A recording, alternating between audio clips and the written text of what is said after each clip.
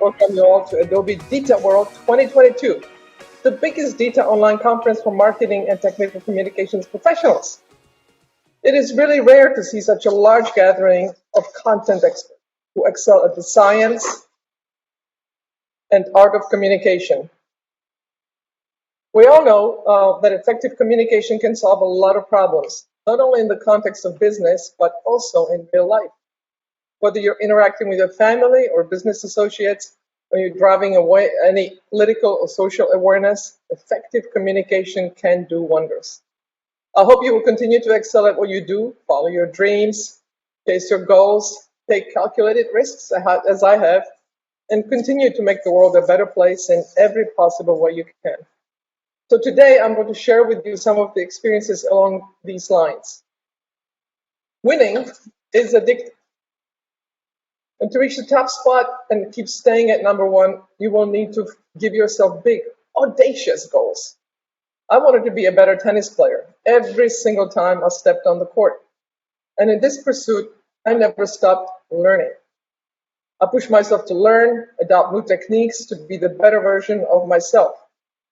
I was competitive even when people weren't looking at me. I was competitive with myself, and I challenged myself during practice.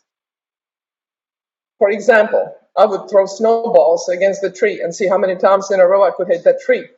I was timing myself on a bicycle riding around our garden, see if I could go faster. I actually built a little ramp on one of the sharp corners so that I could go a little bit faster yet. Nobody was watching, but I loved it. I loved competing with myself. Of course, I have loved and I will continue to love tennis. Tennis has always been my passion.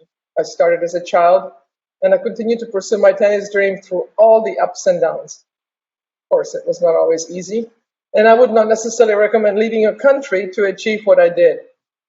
It was, to say that it was hard is an understatement. I was away from my family.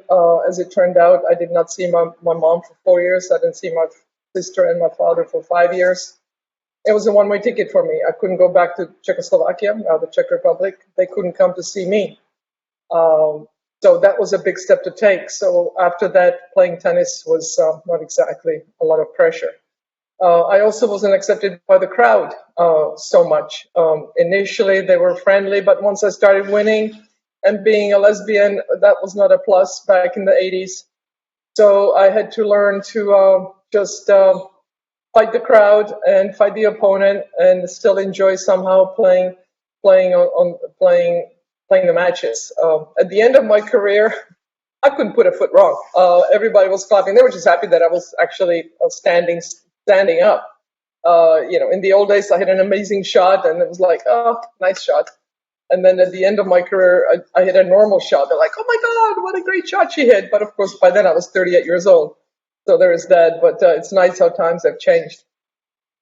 So I'm sure that leaders in the audience would understand that to keep performing at the top level, you will need to take calculated risks, like I did. Again, maybe you don't have to change countries, but still, you have to be willing to take risks, as it was for me. I took a lot of risks in my life to pursue my dream. My attitude to risk is probably on the higher side than most. But I did not think I was taking risks at the time. But if you look back on it, maybe it's more apparent. Calculated risks, coming to the net. I remember playing a match way back on grass against Gina Garrison in Eastbourne, and I won 6-2, 6-3. And Gina was hitting amazing shots on the run, passing me left and right. And I kept coming in, and again, calculated risk. After the match, a reporter asked me, "Why did you keep coming to the net when she passed you so many times?" I said, "What was the score? 6-2, 6-3. You remember the great shots, but you don't remember the ones that she missed or that I put away." So that's what kind of you call calculated risk. Same when I go skiing. I've gone heli skiing. I've gone 60 miles an hour plus on skis. But I've got there gradually. It's all calculated risk. When I do a jump on skis, I first see where the landing is, and then I go over, see where the landing is. The next time I go maybe a little bit faster of the same jump. The next time a little bit faster. So it's a risk if I don't know what's on the bottom, right, of the landing. But if I suss it out and I do it gradually, I basically have never fallen down from jumping because I don't like to take risks. I take calculated risks. So I would encourage you to take risks because that will help you overcome challenges and reach your goal. I've won a lot of tournaments, titles over the years, and it is a great honor to be in the Hall of Fame. The game of tennis has evolved so much over time. Wooden rackets were replaced by fiberglass. The open era was introduced in 1968. So as tennis was going through innovation, I had to reinvent myself because I wanted to keep performing at the same level or better level. So I changed rackets. I went from wood to metal, and even as those rackets were evolving, I kept trying to find one that's a little bit better. I changed my diet in a pretty serious way. It's not that I wanted to lose weight, but I wanted to be more fit for training as well as playing the matches. I want to make sure that that's one thing you can control, right? How fit you are for the matches. I didn't want there to be any excuses, and have to adapt my game to play differently because I was getting tired. So I've covered all those aspects of preparation. What I ate, when I ate, how much I trained. Also, how much I worked on the particular strategy for that match. I changed my footwork at the end of my career when I wanted to win Wimbledon one more time. By then, the game evolved, and in the old days, you were taught cross step. The first step was cross step, and then you got to the ball because you were hitting the ball with a closed stance. Because of the new rackets, the technique completely changed, and you were hitting balls with open stance, which meant outside foot first. So I literally had to learn the first step to get to the ball. I had to go, instead of this way, I had to go this way. Left foot to the forehand, right foot to the backhand. And I started literally with Billie Jean just throwing the ball next to me. Then she would hit to me from like 5 feet away, and then a little bit over the net. If you had seen me as a spectator, you thought I was a total beginner learning how to get to the ball. I was 33 years old. I had won Wimbledon 8 times, but I wanted to win it one more time. So I totally learned how to change my footwork. And after 1 year, it was completely natural. Now, if I had to go back to the other way, it would be really difficult. So again, to improve, I was adapting everything to become the best tennis player I could be. Being a tennis champion has been my life, but that's of course not all.